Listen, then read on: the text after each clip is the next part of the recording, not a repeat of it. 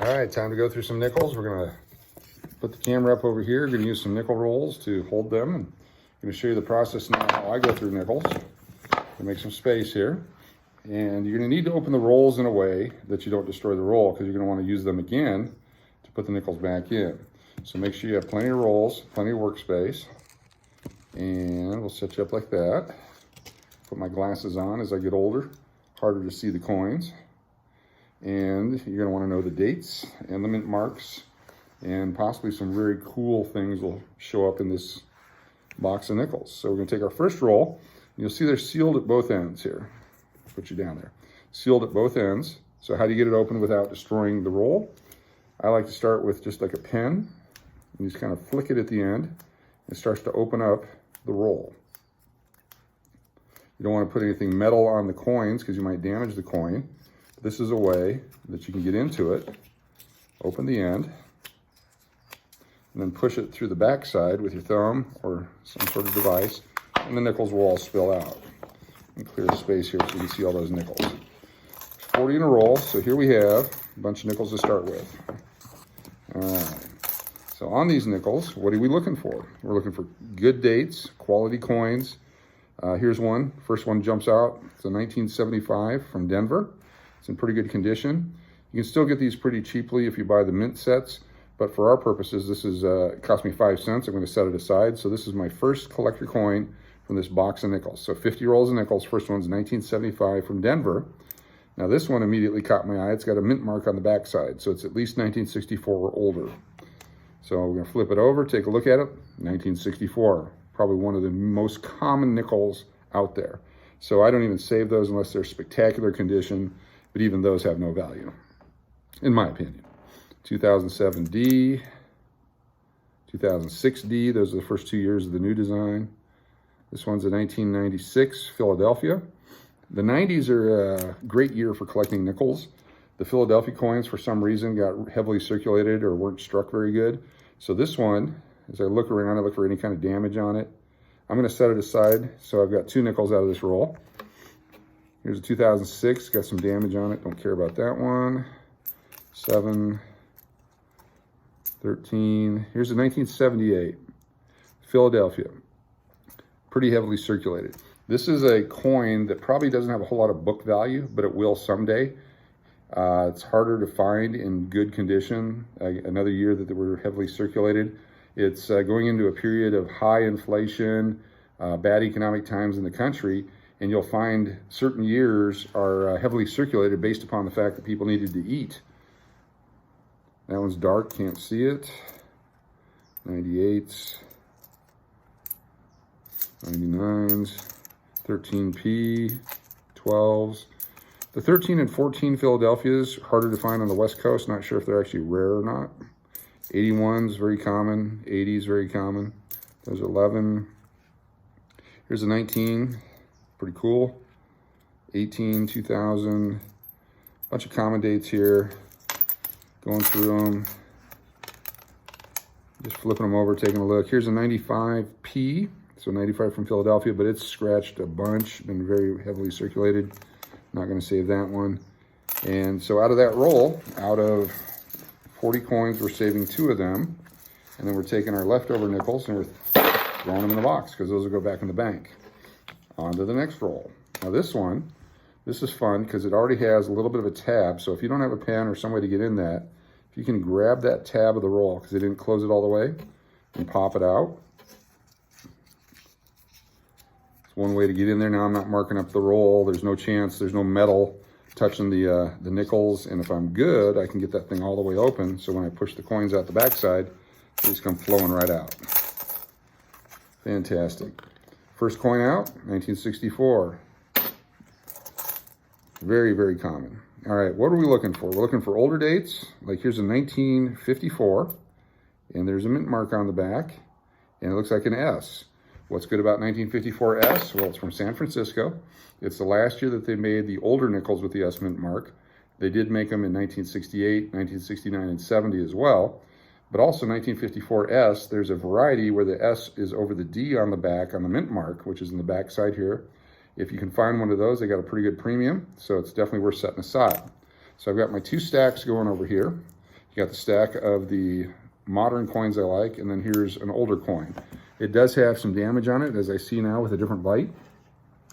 Damage on the head, so the coin really has no value, unless of course it's an S over D, but we'll set it aside. We'll take a look at that later. Oh, here's another one that I like. It's a 1959. This is a Denver. Again, no real premium, but it's kind of old, so it goes over there. 64s all over the place. 64s are annoying because they're everywhere. Here's 1975, another tougher year, lower mintage. Not too bad a shape. We'll hold on to that one. 15 and 87. 87 is surprisingly hard to find good condition coins. Here's a 10D. Sometimes those are fun to save because they're a little bit lower mintage, harder to collect in good condition because of the economy at the time. 84D, it's an older coin, pretty good condition, not that rare, but we're going to set it aside because we'll probably make a set with it later and we'll need a nice condition coin. This one's all scratched up, it's an 05. This one's got some crud on it, so if it was a better date, I'd probably save it and we'd figure a way to get that crud off without damaging the coin. 17, 12. Looking for stuff older than 1960. The 1960 Philadelphia is a good one. Also looking for coins dated in the 80s, early 80s. 82 and 83, they didn't make any mint sets. And so those coins, especially the 82, have a significant premium. And here's another one with a tab on it. This is fantastic. Jump right in there. Pop it open. Push them out. These rolls aren't too tight, so they're coming out relatively easy. Looking for something significant and fun. Older, but not good. Nothing good yet. Just flipping through them. Sometimes I'll do an entire box real quick with a cursory search where you just kind of pull out all the stuff you want to see, then you go back and look later. Here's an 85 Denver. Pretty good shape. Set that one aside. 08. Now, 08 is an interesting year because it's right before 09, and so a lot of the 08s circulated for a couple of years because the 09s were held back because there was no need to put them out in the economy because it was so bad at the time. Most people were taking the coins out of their dresser drawers and their jars where they've been saving them. They went right back into Coinstar because people had to eat, and so the 09s were held back for a while. Here's a 91P. That's a nice shaped coin. We're going to hold on to that one. Looking here. 05D with the buffalo. It's not like the old buffaloes. They're still pretty cool. Another 78, but it's all beat up, so we're not going to keep that one. 19s. For a while there, if you saw a 9, collect the coin. 09s are very collectible. Now that the 19s are out, you got to pay close attention. Make sure you look at both digits. Here's an 83. Typically, I would hold on to this if it's not damaged, but it's really beat up on the back side. So we're not going to keep that one. That'll go back in the bank. 90s, 90s. There's an 11. 89. 89 Philadelphia and 89 Denver. They're not valuable, but they're hard to find in good condition for some reason. Don't know why. Have no theories on that one. Was right before no new taxes and did go into somewhat of a recession. Now this one doesn't have a tab, so I'm going to use the pen. Pin method.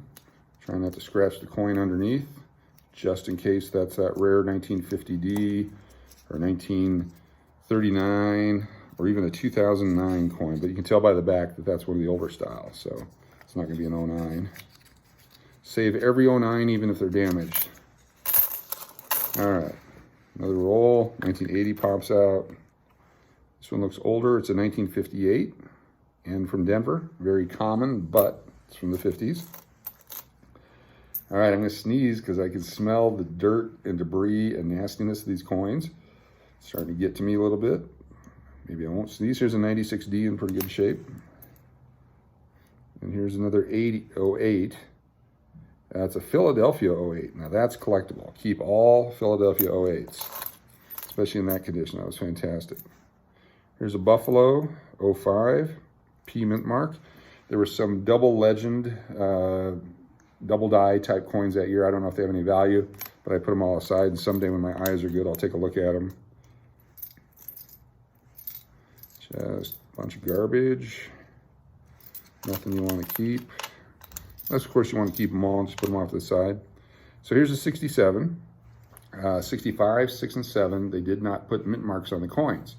And the reason for that was too much collecting going on back then. Everyone was hoarding rolls. And so the government figured if they just overproduced them, didn't put mint marks on them, they would stay in circulation. And it kind of worked. However, now, even though they were overproduced, finding a nice uncirculated roll from those years, they actually have a premium on them, which they never had for a long time. People just spend them, and I like to put them aside. So here's a 67, not too bad a shape, no damage on it. Well, then again, here we go in the light. Once you get the different light on it, there's some scratches along the head there, so that would have really no value to me, because I wouldn't be able to sell that or put in a set or do anything that made any kind of premium value. Here's an 85 Philadelphia in good shape. So now in my mind, for my upcoming set I'm putting together, I've got both 85s. You got the 84D, got the 85 P and D. No 86 yet. That's another good year to collect. It was another tough economic time. It's in the middle of Reaganomics, right before it all took off. There we go. If you go through time and you look at the history of America, and when the economy's good and when the economy's bad, that's a great way to look and say, I should collect coins from the years when it was bad. In 1893, for whatever reason, they didn't need any silver dollars. And so they only made like 100,000 of the 1893 silver dollar that has a super huge premium. Most of them were melted, not put in circulation. 1870s, they made a bunch of silver dollars starting in 1878, and that was due to legislation passed by the silver states. All right, here we go. It's an 83 in good shape, holding on to it. 64s, 84P. Now I got the 84P and D. Another 96, another 64, a lot of 64s. There's 75D, another one. It's dark on the back side. I don't know if you can see that. But that's something that's not going to come off on one of these types of coins. If you try to clean it, you're going to destroy it. So there's no way I could actually sell that. It's either a thumbprint or there's some glue or something's happened to it. Even though it's in good shape, it's got to go. Maybe 100 years from now, someone's going to wish they had that one. All right, here's a winner. 1982. This is from Denver. Good front, good back condition. The other thing about 82 is there's a couple of different types of dies that were used with a little slight variation of the lettering and the numbering on it. Don't know if they're ever going to have a premium one against the other, but I keep them all. Another 64. Here's a great looking 91, but look at that junk on it. Don't want it. Flipping through them. 88. Coins I'm looking for, the 80s. Here's a 78D. I'll hold on to that one. 1971 Philadelphia is a good coin. I like the 1997 and 1998 Philadelphia coins. Here's an 09. Okay, we have a winner. It's all beat up. It's not in great shape, but they're hard to get. See there's a gouge on the back here, some damage to the rim here, but it's an 09. We'll keep it. All right, it's our first 09 in the entire box. Pretty excited. Sometimes you get one, sometimes you get 10, sometimes you never get one. There's more 09s made than the Philadelphia coins of like 56, 57, 58. But for whatever reason, there's more people now, and the 09s are much more collectible than those other dates. All right, 92 Philadelphia. Another good year to collect if they're in good shape. This one's not. This one's got a bunch of scratches and dings, but really bad on the back. That's why they're good to collect if you can find them in good shape, because most of them are garbage like that. Nothing. 19, there's another good 96. Sometimes if you run into a bunch of rolls that have the same year and they're all in good shape, someone possibly dumped their collection into a Coinstar somewhere, and so you're getting the benefit of finding a lot of them. Here's a 95D. 17, another 64. They're everywhere. Try to find a buffalo nickel here, a real one. Those are fun. I found a few of the Liberty nickels from 1883 to 1913. Never a 13 though. Here's a 67. Look at the cred on it. Oxidization. Too bad. Flipping through. There's the piece design of the 04 nickel. The 04s and 05s had different designs on them as they transitioned with Lewis and Clark for the new design of the nickel. Fine folks in Virginia got together and passed a legislation that Thomas Jefferson must be on the nickel. So they've just retooled the nickel, different design, and but it's still the nickel, and still has the same building on the back, and still has the same guy on the front. This one was easy to unwrap. After this roll, we're going to take a break, but first I want to show you the 1941 just popped right out. And this one's got a mint mark on the back, and it's a San Francisco 1941. It's not super rare, but it's certainly better than the Denver or the Philadelphia version. Philadelphias are very common. The 40s, 41s, 46s, they're pretty much available anytime you want. But a nice 41S. The good thing about the 41S is there's two types of mint mark. There's a large mint mark and a small mint mark. I believe this one's the small mint mark, so we'll put that over there. 04, handshake. What do we got here? 04. Oh, here's an 82D, another one. This is in real good shape.